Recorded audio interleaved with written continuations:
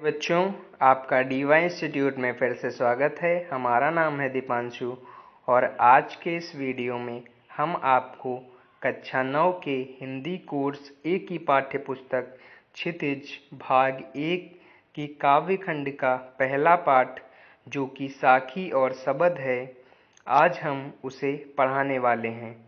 सबसे पहले हम आप सभी बच्चों को इस पाठ के कवि जो कि कबीरदास जी हैं उनके बारे में कुछ बताएंगे। चलिए हम आपको कबीरदास जी के बारे में कुछ बताते हैं। कबीरदास जी भक्ति काल के निर्गुण ज्ञान मार्गी शाखा के प्रतिनिधि कवि थे। कबीरदास जी का जन्म 1378 में काशी में हुआ था। विद्वानों का मानना है कि उनका पालन पोषण नीमा नीरू नामक जुलाहा दंपति ने किया था।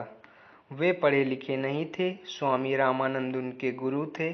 उन्होंने साधुओं के सत्संग और अपने अनुभव से जीवन और जगत में अद्भुत ज्ञान प्राप्त किया। प्रेम के क्षेत्र में जाति पाति ऊंच नीच धनी निर्धन का भेद कबीरदास जी को स्वीकार नहीं था। उनके अनुसार सहज समाधि से ही सहज प्रेम की सिद्धि संभव है। लगभग सन 1518 में मगशर में उनकी मृत्यु हुई। कबीरदास की सभी रचनाएं कबीर ग्रंथावली में संग्रहित हैं। उनका प्रमुख ग्रंथ बीजक है। कबीर का काव्य साखी, सबद और रामायणी के माध्यम से ही जाना जाता है। उनकी कुछ रचनाएं सिखों के धर्म ग्रंथ गुरु ग्रंथ साहिब में भी संकलित हैं। चलिए बच्चों, अब हम आपको पहली साखी का अर्थ बताते हैं। बच्चों, ये जो साखियां हैं, अगर आपको इनका जो अर्थ या फिर भावार्थ एग्ज़ाम में लिखने के लिए आएगा तो उसके साथ साथ आपको इसका प्रसंग भी लिखना रहेगा। जो प्रसंग है वो इन सभी साखियों के लिए एक समान है। इसीलिए ये जो 7 साखियां हैं उनमें आपको एक ही प्रसंग लिखना रहेगा। तो हम आपको पहली साखी के लिए प्रसंग बताए देते हैं। चलिए, अगर आप चाहें तो इसे आप नोटबुक में लिख सकते हैं। चलिए देखते हैं। जो इस साखी का प्रसंग होगा वो यह होगा कि प्रस्तुत पद्यांश हमारी पाठ्य पुस्तक क्षितिज भाग 1 के काव्य खंड की साखी और सबद से लिया गया है, जिसके रचयिता कबीरदास जी हैं। इस साखी में कबीरदास जी सांसारिक विषयों काम क्रोध लोभ मोह से मुक्त व्यक्ति के बारे में। चलिए बच्चों, पहली साखी का हम आपको अर्थ बताते हैं। पहली लाइन में देखिए क्या कहा जा रहा है। मानसरोवर सुबर जल हंसा केली कराई। मानसरोवर जो है वो तिब्बत में स्थित एक पवित्र झील है जिसमें हंस जो हैं वो कीड़ा कर रहे हैं। कीड़ा करने का मतलब है कि खेल रहे हैं और मोतियों को चुग रहे हैं। और कीड़ा करने और मोतियों को चुगने में उन्हें इतना आनंद आ रहा है कि वे उस झील को छोड़कर कहीं नहीं जाना चाहते। ये तो इस साखी का जो क्या कहते हैं ऐसे अर्थ होता है वो हुआ, जो इन लाइनों का अर्थ है वो हुआ। और इसके साथ साथ कबीरदास जी इन साखियों के माध्यम से हमें क्या कहना चाहते हैं। वो कहना चाहते हैं कि जब आत्मा सांसारिक प्रपंचों से छूटकर परम तत्व के ध्यान में लीन हो जाती है, तब मनुष्य को उस आनंद के अलावा अन्य किसी वस्तु की इच्छा नहीं रह जाती। जो कबीरदास जी हैं वो इन साखियों का क्या कहते हैं एक उदाहरण के माध्यम से दूसरा एक क्या कहते हैं अहम चीज़ है उसे इन साखियों के माध्यम से हमें बताना चाहते हैं। जैसे कि इस जगह उन्होंने बताया कि हंस जो हैं वो कीड़ा कर रहे हैं। एक मानसरोवर के अंदर हंस जो हैं वो कीड़ा कर रहे हैं और उन्हें उस झील को छोड़कर कहीं नहीं जाना है। और उसी तरह जब हमारी जो आत्मा है वो पंच तत्वों में लीन हो जाती है तो उसे उस आनंद को छोड़कर और किसी वस्तु की इच्छा नहीं रह जाती। मैं उम्मीद करता हूँ कि आपको पहली साखी समझ में आ गई हो। साखी का अर्थ, चलिए बच्चों दूसरी साखी का जो है हम आपको अर्थ बताते हैं। पहली लाइन देखिए, पहली लाइन में क्या कहा जा रहा है कि प्रेमी ढूंढत मैं फिरूं, प्रेमी मिले न कोई, प्रेमी को प्रेमी मिले सब विष अमृत होए। इसका अर्थ क्या होगा?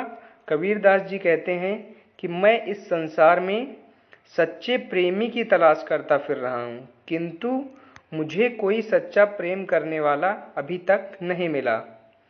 कबीर को यह पूरा विश्वास है, दूसरी लाइन का अर्थ यह है कि कबीर को यह पूरा विश्वास है कि जब उन्हें सच्चा प्रेम करने वाला मिल जाएगा तो उनके मन का जो सारा विष है वो अमृत में बदल जाएगा, अर्थात उनकी जो विकलता है वो दूर हो जाएगी।